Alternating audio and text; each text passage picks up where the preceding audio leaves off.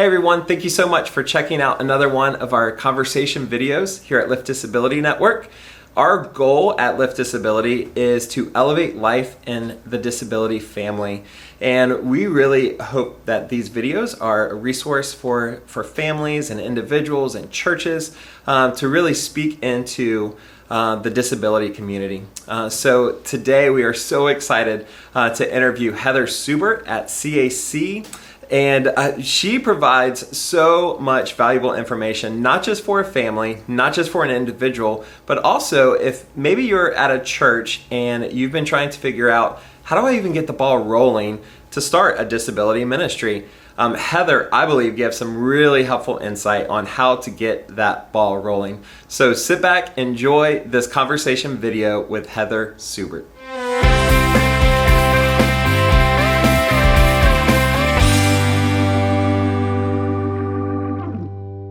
Well, I am here with Heather Subert today. Thank you, hey, Heather. Ryan. Thanks for joining us today. I am excited to be here. And I know this isn't definitely like your comfort zone, being in front of a camera. Yes. I appreciate you doing this. I actually really appreciate the opportunity. Even if I don't like being on camera, I love spending time with you and being here at the Lift offices. So thanks. Well, we love you, and we love your ministry, and we love partnering with you. Give me a little bit of your background, though. So how did you get started in the disability community? Just tell us a little bit about yourself. So I grew up going to camp, Girl Scout camp, and I always loved camp. And every summer after Girl Scouts was done, an organization that served kids with disabilities would come and rent our camp for a week. And shortly after high school, I applied for a job there, thought it would be cool, and ended up falling in love with just the work. Falling in love with inclusion and programs and summer camps and thinking, man, I want to do this forever. So changed my major to recreational therapy. Nice. Graduated, could not find a job with Special Olympics. That was really the dream, was to work with Special Olympics. But couldn't find a job, so I went to work with Boys and Girls Club, which I honestly didn't like in the beginning, and then fell in love with it. It was one of those things that oh my goodness, this is what I was meant to do. Was with Boys and Girls Clubs for 12 years. Okay. During that time, I continued to volunteer with adaptive recreation programs, Special Olympics, and at my church in the special needs ministry, and eventually went to work there. Volunteered myself into a job.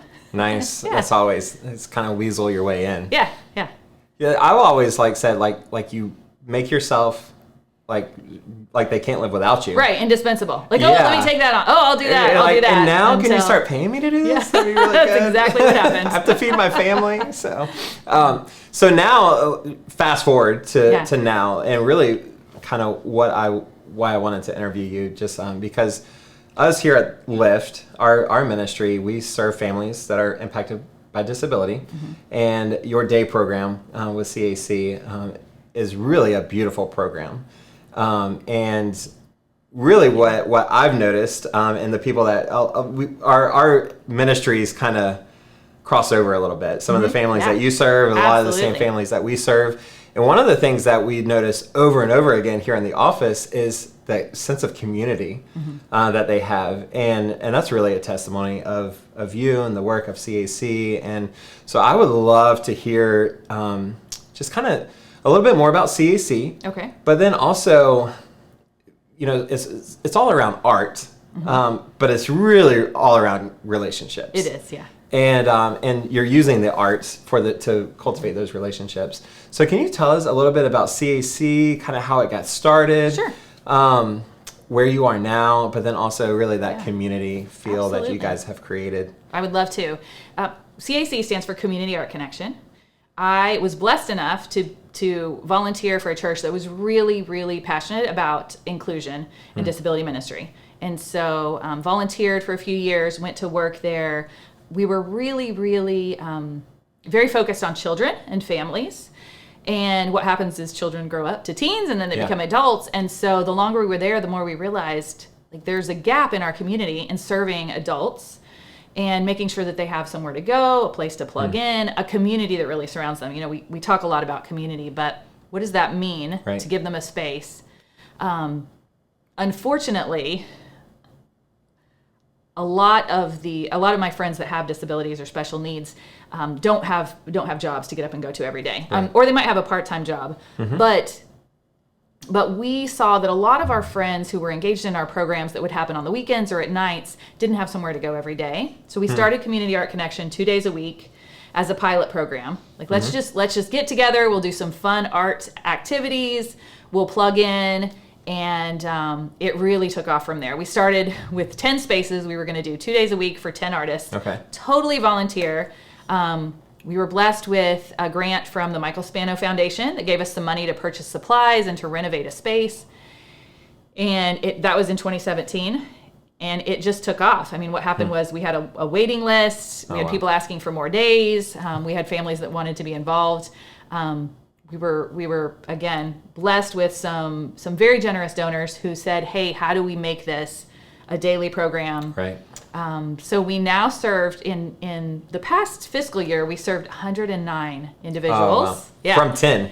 Yeah, Just a from few years. 10 in 2017 to 109. And it's not just 2 days a week now. It's not. We are Monday through Friday from 9 a.m. to 4 p.m. Wow. It's very exciting. And then we do some teen programs on top of that. Our teens are getting ready to do a production of Aladdin. So, nice. So we serve adults over 18, and then we also have a small teen program. Awesome. Yeah, it's exciting. So obviously the arts, a big part, and I love that the production side of things. Like that's really, like you got my wheels turning in that. I was like, man, I would love to be a part of that.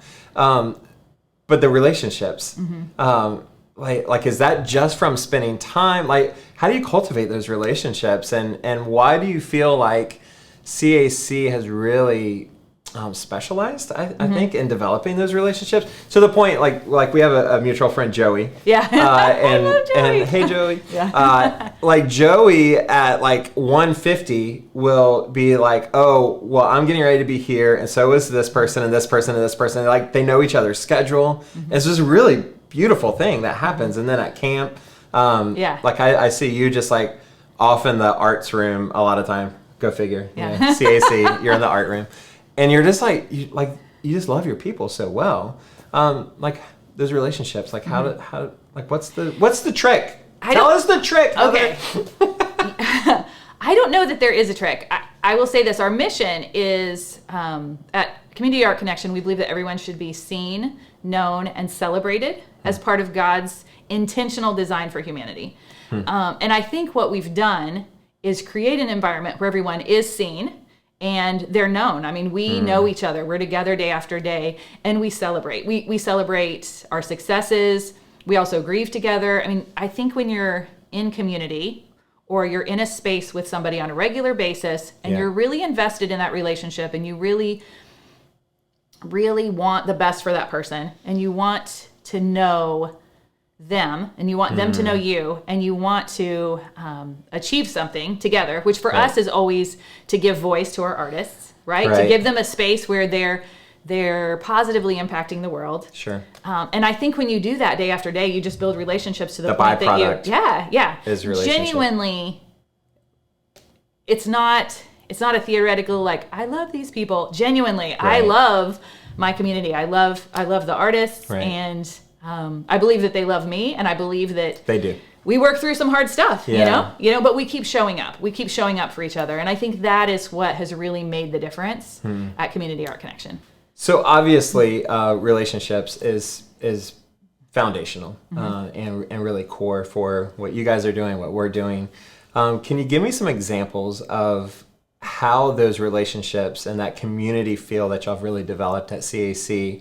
How is it like what's the long-term impact that has on an individual, not just with a disability, but for your staff and as you guys kind of live through life? Like, do you have some stories that you can tell of how people have kind of progressed and not just socially, but even physically together?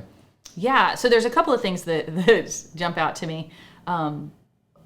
When a couple of years ago our team got together and we all set some goals and we had some quiet time to sit down and talk about what we really wanted to get out of CAC. And one of the things that was a very common theme was we wanted to give our artists a voice, right?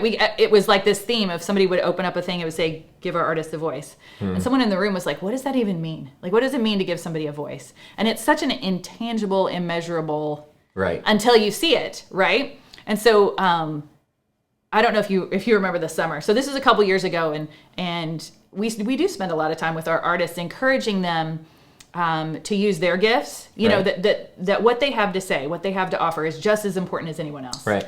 But it's just it's a hard thing to measure and to know, like, are we moving toward the mark? Right. Are we getting there? And then I don't know if you remember at the end of summer camp. This past year? Yeah, at Breakaway Camp. Okay.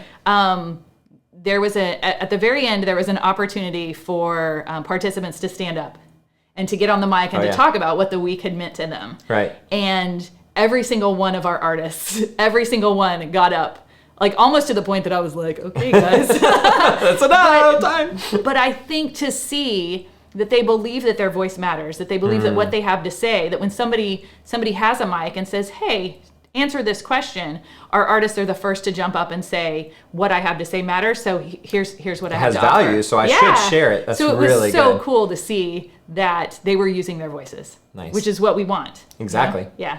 And then I will say, just a very specific, and I won't use a name, but a friend of mine who lives out of state joined us online for some classes. And I know she was just not in a good place. Mm-hmm. You know, this was during the pandemic. Man, a lot of us were not in a good place. Right. We're isolated. We're at home. Imagine if you're living at home by yourself, or if maybe the only people you encounter are caregivers who come in once a day to help you. And just really saw from the time that she logged in and joined our online classes that we offered during the pandemic to a couple months later, seeing the transformation in her of smiling and laughing and encouraging people. Again, something that's really hard to measure, but very easy to see when you know where someone's come from and then you see where they've gotten to. It just, you get like, okay, this does matter. Yeah. Yeah. I think during their pandemic, it was a little bit easier to track that. You know what I mean? Yeah. Because you're constantly on camera, and the people that you're serving are on camera as well. So it's almost like there's a physical difference from where you were. Right. If you took a month screenshot ago, of the beginning versus the end, I know it was like a before and after. Yeah. Yeah. So it was extremely tangible. Sometimes in ministry, like you're always chasing after this goal and you don't have the scorecard necessarily. Right. It's like how do I say this? Yeah. No, that's really, really good. Another, and I don't know if you thought of this, I'm thinking of a specific, and I think we can say Tyler by name. Oh my gosh, yeah. Tyler will love it. Hey, Tyler. Yeah. When you talk about giving a voice, and for those of you, there's a lot of people that won't know Tyler. Tyler has Down syndrome, but he's been called, and we believe by God, to be a preacher, to missionary.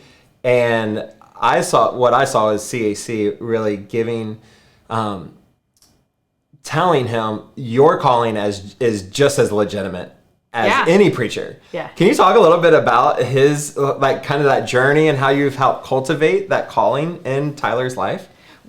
I think it's,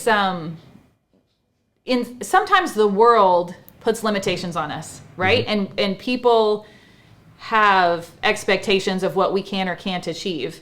And I think when you're involved in something like Community Art Connection, or you live in a world where disability is the norm, you stop seeing it as a limiting factor because you know what people are capable of, right? Right. So Tyler does have Down syndrome, but that doesn't at all define Tyler or limit the call that God has on his life. And Tyler very much is just, I don't know, a preacher. Like when you talk to him, sometimes you don't want to cut him off because the word of God is just flowing. Right. And like God is really working through Tyler, and Tyler opens himself up to that. And Tyler sees that call on his life.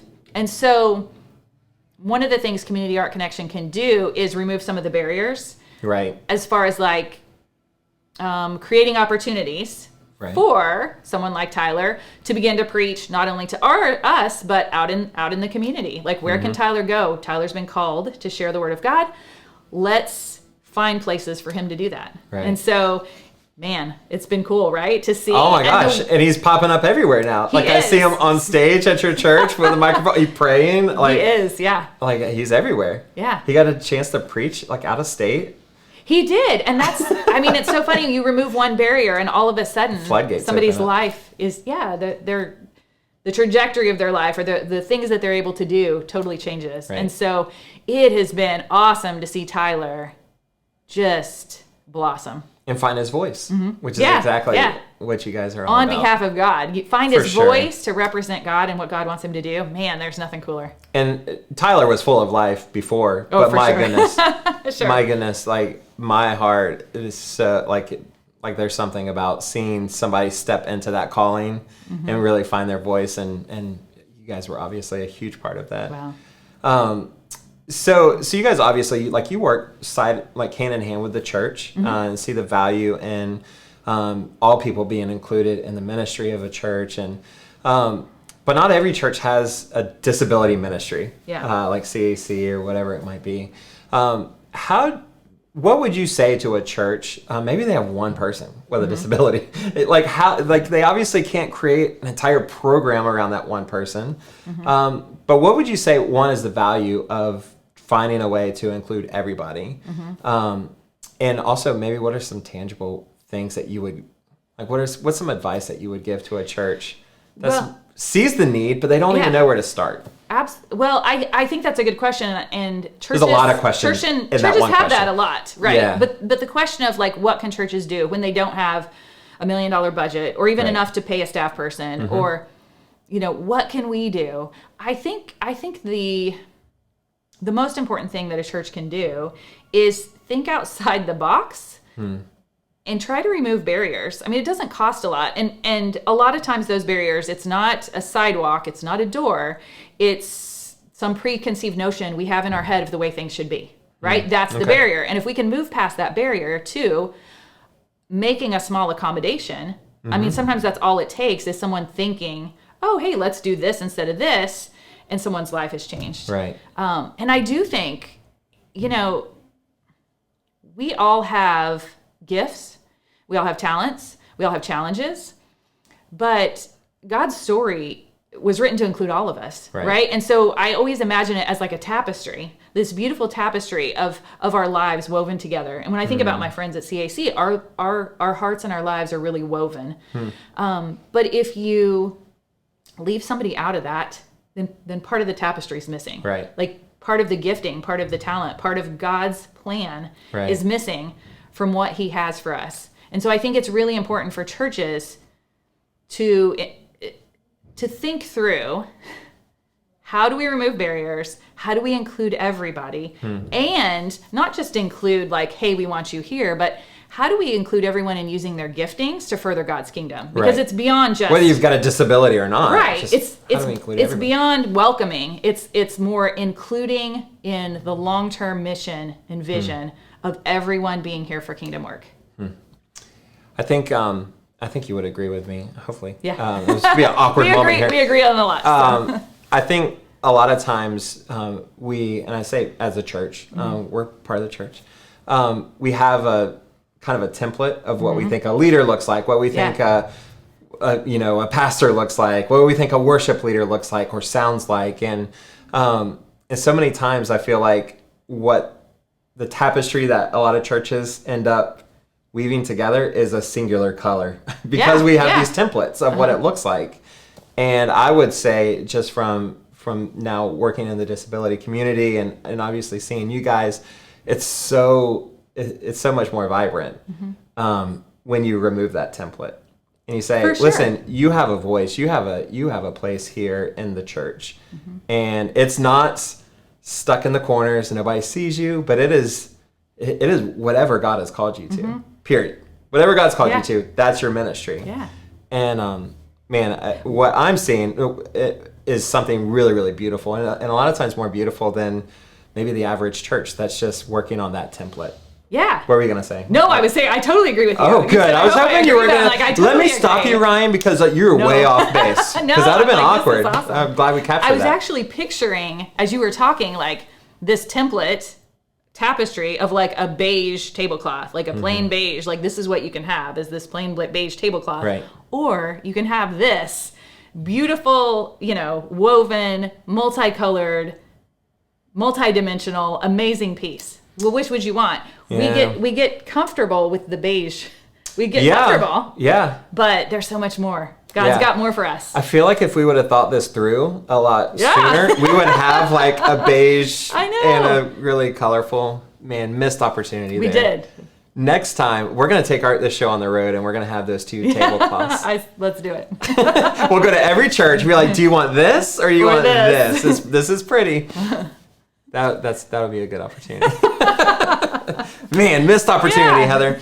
So outside of a mindset, would you say that's a primary thing that a church, like, to get started, is to change maybe their mindset? I think so. I'm sure there are people who would disagree with me, but I just think so many times someone goes to leadership and says, hey, can we do that? And the automatic answer is, oh, we don't do that. Right. But if you dig into, like, well, why don't you do that? Well, it's just, we don't do that because we don't do that. Right. Like, there's not like... It's not a good answer.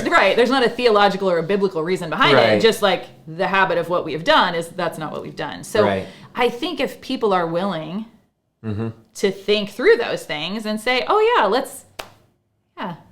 I love that. and I'm trying to think of a specific example, which is just not coming to me, but there's just so many small things that we can do that make a huge difference if we're just willing to think outside the box. Yeah, and sometimes I think a person that maybe is in the disability community, sometimes the answer that they've heard over and over again is not the answer that you guys give. Is like, hey, you have a voice. I think the answer that they get a lot of times is, well, you don't really have a voice. Right. So if you speak up, you're not going to be heard. And so they might be sitting in a church going, I maybe feel called to this, but I'm not going to say anything. So maybe it's more churches being proactive and pursuing somebody with a disability instead of just waiting for them to say, hey, like, have you thought about serving? Have you thought about your calling? Because maybe they're already defeated. Yeah. Does that make sense? Yeah, it does. And you and I both know people who have had a negative experience and just given up, because once you get that pushback, you think, oh, I'm not wanted, I'm not needed, That's going to be my answer every time. And so they're not going to keep trying. Right. And so it is on us, it is on us to pursue. Yeah. Man, there's so much work to be done. There is, I know. I just keep thinking about, the shepherd leaving the 99 to go after the one, and that's what Jesus does for us, right? And we need to be those people. He calls us to be those people, and it's scary, but So I think this answer is pretty obvious. So obviously community, finding, we call it tribe a lot here at Lift, finding your tribe. Your people have found their tribe, like they belong. They found the place that they really belong. But there might be some maybe even some parents out there watching a video like this and you're like, well, we don't have those opportunities, those connections, but maybe they do exist and they just don't know about them. Obviously you would advocate, like, you got to find your people, right? Oh, it's so important. Yeah. I mean, how does a person go about, like, if I didn't know about CAC, which honestly, before I worked for Lyft, I had no idea what CAC was. Right. How do you find resources like that in your community? Like, is there like a database? Obviously, the internet, like, but right, I know. Is there like how do people find out about you? I think it depends on where you live. Like, it'd be easy for me to say, oh yeah, in Florida, you can go to the Agency for People with Disabilities website and you can look up things in your area. The internet's it's a great resource. I think it's important. Families, networking with other families. So if your child is in school or in any kind of program, it's really important to keep those relationships open, because a lot of times word of mouth. I will say, when we started our program with 10, we didn't do any advertising. It was strictly word of mouth. Parents told them, So and you had a waiting list like day one. We did, yeah. But I do think it's hard for parents to find those resources, and I think it's hard for them to put themselves out there over and over again to try to find their tribe, right? Like, that's not an easy thing. Yeah. But especially once you've been burned, or maybe it's an awkward first attempt, just like, oh, that was not a good fit. Sometimes you don't want to put yourself back out there. You don't. And a lot of times when you live with disability, whether it's you or your child or your brother or your sister, you're stretched thin already, right? You're doing therapies and you're going to school and you're seeing doctors, and you're wiped out. So that is a challenge. And I think that kind of flips the responsibility back onto organizations to be out there and on churches to be open and to have resources for families. Right. And to instead of just passively waiting for people to come to them to pursue. Yeah. Which is really what Christ does, right? It is. It always comes back to Jesus. Always comes back to Jesus. It's funny how that works. He's so awesome. Well, Heather, what would you, one of the things that we try to do in these videos is we try for them to be encouraging. So a family sitting out there, our primary focus, at Lift is to minister to the entire family. Yeah. Pandemic, not pandemic, I don't think it matters.